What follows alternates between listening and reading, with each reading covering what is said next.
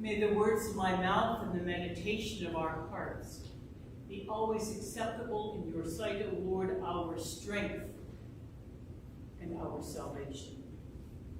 Amen. Welcome to Christ Church. As we mentioned earlier, some of you are here in person and others who are online. That's the group who is drinking coffee and eating donuts while you're not yet. Now, if you are sampling this community because you're curious or you dare to walk into a new space, a special yay and welcome to you. But I will not, as a newbie, necessarily know your face. So that's why we count on the community of the faithful to be friendly and to share smiles. And also, we'll stick around afterwards where we can become highly caffeinated and also have a boost in carbohydrates. It's a good place to meet one another, and especially, believe it or not, to continue to meet, to welcome Christ when we are together. I want to give a special thanks, and I actually have a list of about 6 people, but now I can't use my list because so many other people have made a point of welcoming me here today, and I would hate to omit someone's greeting. But I want to say that the leadership here, in the absence of Anna, and of course Jeremy and Andrew, that in their absence, you've been thrown some curveballs and you've done a really good job responding and being creative. So, yay, Christ Church. So, I'd like you to be free. Feel free to greet me as you are comfortable, and if adding Reverend to my name is helpful to you, then that's fine. But you're really encouraged to use my baptismal name, which is Gail. I also respond to Troublemaker and Sissy Belle. How would you like to go through life with that nickname? Sissy Belle. Okay. I think it's worth noting that the origin of Reverend comes from the process of reverencing and identifying, naming the sacred in everyday life. There's a reason why it became an honorific title, and it sometimes puts clergy on pedestals. By the way, this is really kind of swirling. This is a big pedestal. And it also sometimes assumes that the Reverend is the official, professional Christian responsible to do most, if not all, of the work of the church. I would like to just acknowledge that that is a distortion, and that we are learning more about the roots of our baptism, and that first and foremost, everyone here is a minister of the gospel. There are a couple of us that have specific tasks, but we're all in this together. So, I'd like to begin in the earlier chapter of Matthew, because Jesus has sent out pairs of student learners to minister. They've gone to small villages and rural places, and it is going pretty well.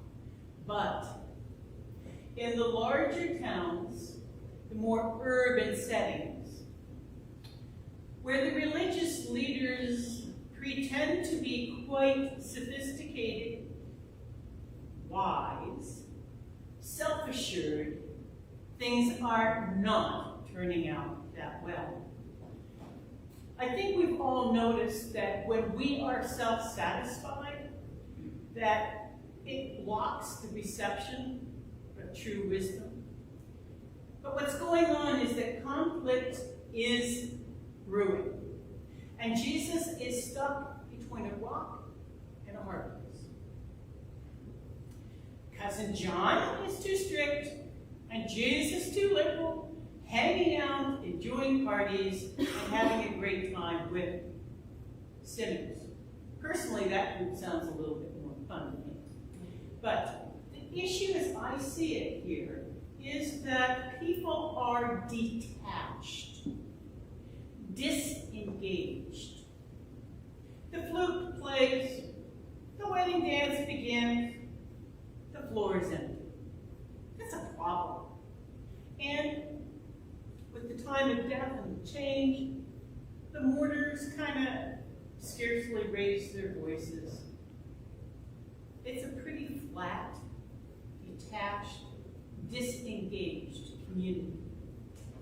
So what does being engaged look like? Imagine a party where this really cool band has been hired. Can you see this woman? She's dressed really to the nines. She walks over to this young boy and says, "Will you dance with me?" And the young boy, "I don't want to." "Please, please come. Try it. I won't force you. If you don't like it, we can stop." Sighing, the children, the little boy, he stands on her feet, and hand in hand, they slowly move, and they turn in unfamiliar ways, and he says, "I don't like this." So, stepping off, he leaves, and he goes to sit on the sidelines. And then a young girl comes over. "I want to learn to dance. I want to learn to dance." And slowly her teacher begins. And there are all kinds of chuckles. There are all kinds of missteps. But they learn each other's movements. And the fullness of life and laughter fills the room. We could even say it lightens the room. Hold that image in your mind. Where do you find yourself with that invitation?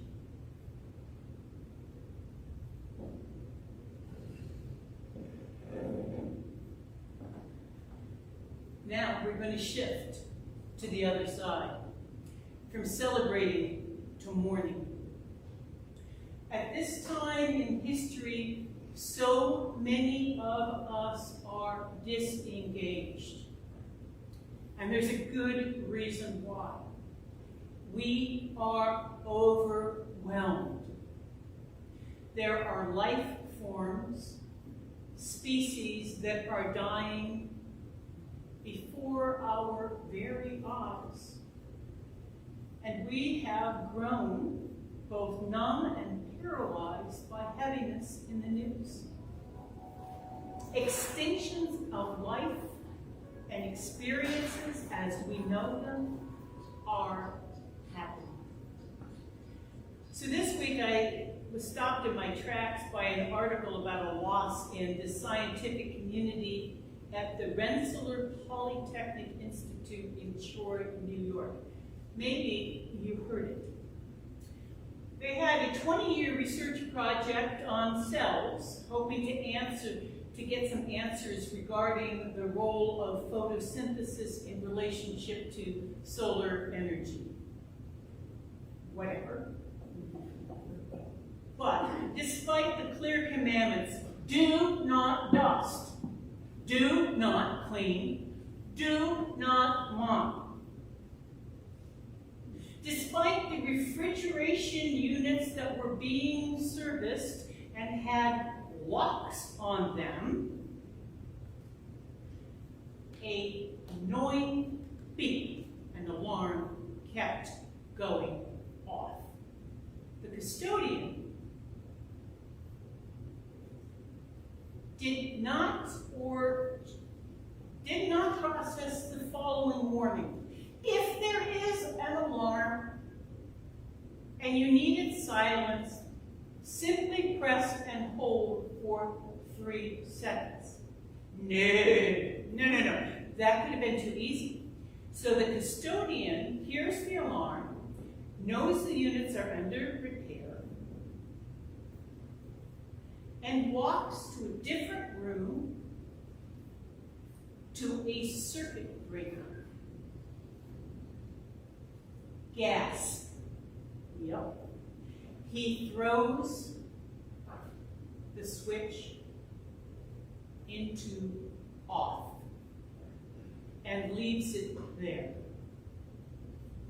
The refrigerator could only tolerate 3 degree differences. Things were stored at -80 and by -80°C. And by the time it was discovered, it was -42 Celsius. 20 years. Irreplaceable work lost. Cell cultures. Efforts for creative energy lost. That has bothered me all week. I feel so sad for those people, for the work, and for what we will not have again.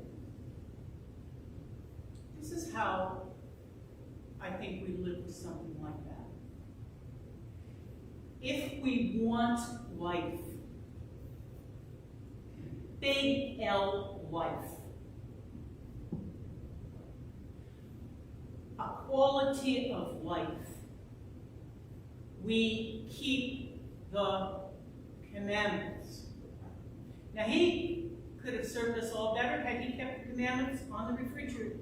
I'm referring to the commandments of loving neighbor as ourselves, living in someone else's shoes. We ignore instructions to our own peril. We choose to walk independently, and that equals death. And my friends, I think we all know that the alarm is being. Now, we can't finish there because that is really heavy, really heavy. So instead, I want to close with something that happened when I was at Minneapolis St. Paul baggage claim a few weeks ago. You've seen this sort of thing. A young dad is standing there, he's alone. He's struggling to hoist the diaper bag and the children's car seat into one hand. He shoulders the carry-on the other, starts to drag the roller bag, all while holding a grande and coffee.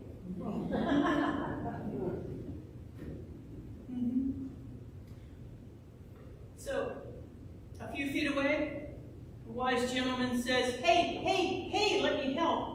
Oh, no, I don't need help. And the load begins to shift and slip, and the helper leaps into action, catches part of the load. Together, they set the load down.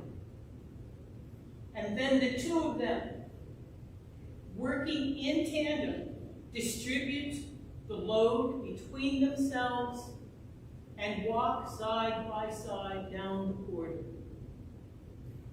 The load is lightened. A realm of light, of lightness, is shared between them. And they live in the 21st century, an example of, come to me, all you who labor and are heavy laden, and I will give you rest. Take my yoke upon you, learn from me, for I am gentle and lowly in heart. You will find